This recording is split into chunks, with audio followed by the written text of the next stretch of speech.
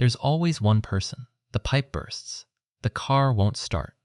The laptop dies 30 minutes before the most important presentation of your life. Everyone in the room freezes, or panics, or pulls out their phone with shaking hands. And then there's that one person. They go quiet for a second. Not blank, not checked out. Quiet, like their brain just shifted gears into something the rest of us don't have access to. And then, without announcing it, without making a whole production of it, they just start. They reach in. They begin. And you're standing there thinking, what is actually different about them? Here's what's not different: their IQ, their talent, their circumstances. What's different is something that was built, quietly, across years of small moments that most people completely underestimate. And once you understand it, you'll never look at a calm person in a crisis the same way again. In the late 1970s, psychologist Albert Bandura identified something he called self-efficacy. Strip away the academic language, and it becomes this: the specific belief that you are capable of handling what's in front of you. Not blind optimism, not everything will be fine energy. Something far more precise: I have handled things before. This thing in front of me is handleable. Bandura found that this single belief changes everything. How long someone persists before giving up. How much effort they bring when it gets genuinely hard, whether they lean into difficulty or quietly retreat from it. But the deeper question isn't what self-efficacy is, it's where it comes from. Think about a child, maybe 7, maybe 8 years old, who tries to fix something small. Actually tries, not told the answer, not watched while someone else did it. They tried, and it worked. Maybe they pressed the right button and the screen came back. Maybe they put pressure on the cut and it stopped bleeding. Maybe they jiggled the wire and the lamp flickered on. In that moment, something shifted that had nothing to do with lamps or screens or cuts. Their nervous system filed a new belief. I can reach into broken things and change them. Bandura called these mastery experiences. And research consistently ranks them as the single most powerful source of self-efficacy that exists.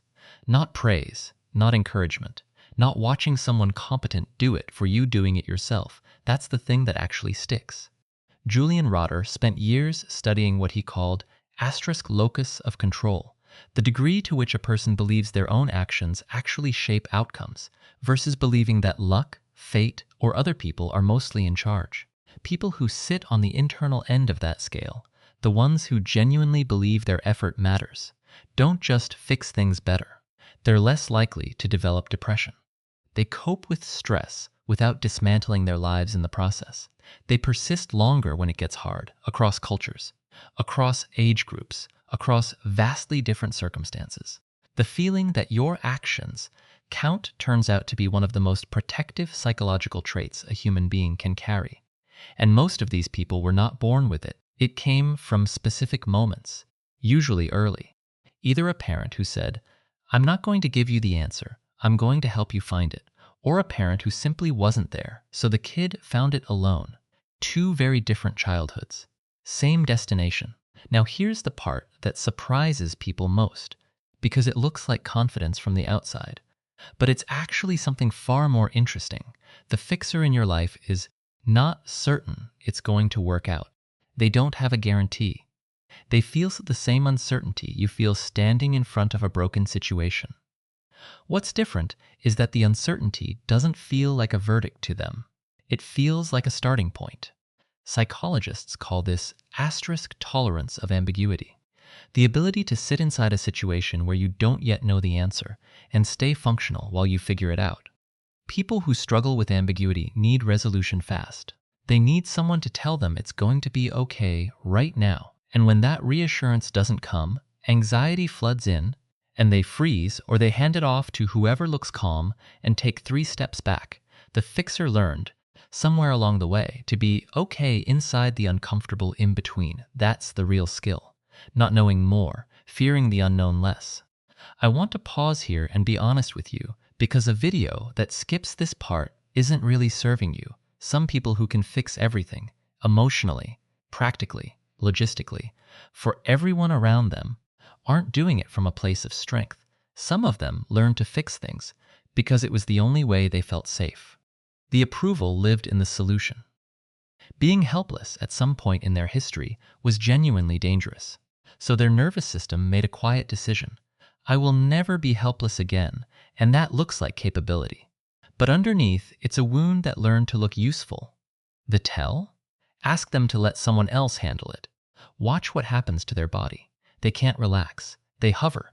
They offer suggestions nobody asked for. They need it to be fixable, not just for your sake, but because an unsolved problem in their environment feels like an unsolved problem inside them.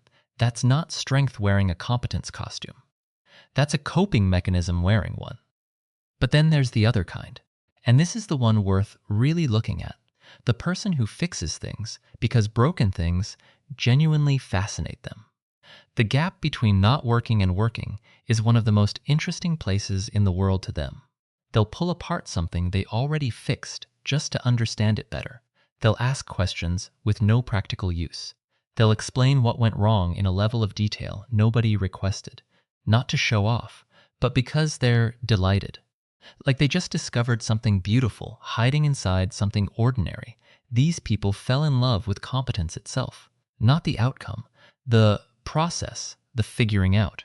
Spend real time around people like this and something in you gets recalibrated, because what they're modeling, without even trying to, is that not knowing is just a temporary state, that broken is not permanent, that you can put your hands on a problem and actually move it. You might be sitting here realizing you're one of these people, and you've never examined why. Or you might be realizing you're not, and that becoming this way feels genuinely foreign, like it's for other people. People built differently than you. If that's where you are, I want to say something directly. The reason you hand off your broken things isn't a character flaw.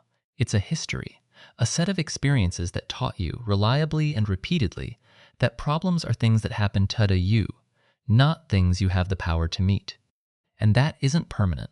Bandura's entire argument, the architecture of self-efficacy, is that it builds through experience, not through inspiration, not through consuming the right content, not through finally understanding yourself well enough through small wins, tiny moments of, I tried, and it worked. You tightened the screw. You made the call. You didn't wait for someone else to handle it. That's where it starts. Not with confidence, with a single moment of not backing away. But here's the part that doesn't get said enough. Understanding this is only half of it. The harder half is the one that comes after, actually doing something with the understanding, because awareness without structure doesn't create change. It creates better articulated loops. You see the pattern, you name it. You think about it intelligently, and then next week arrives and nothing has moved. That gap between insight and actual follow-through is the hardest distance to cross alone. If you recognize that gap in yourself, the one where you get it, but keep finding yourself in the same hesitation, the same waiting, the same I'll start properly soon, there's something in the pinned comment built specifically for this. A 7-day reset structured around breaking this exact pattern.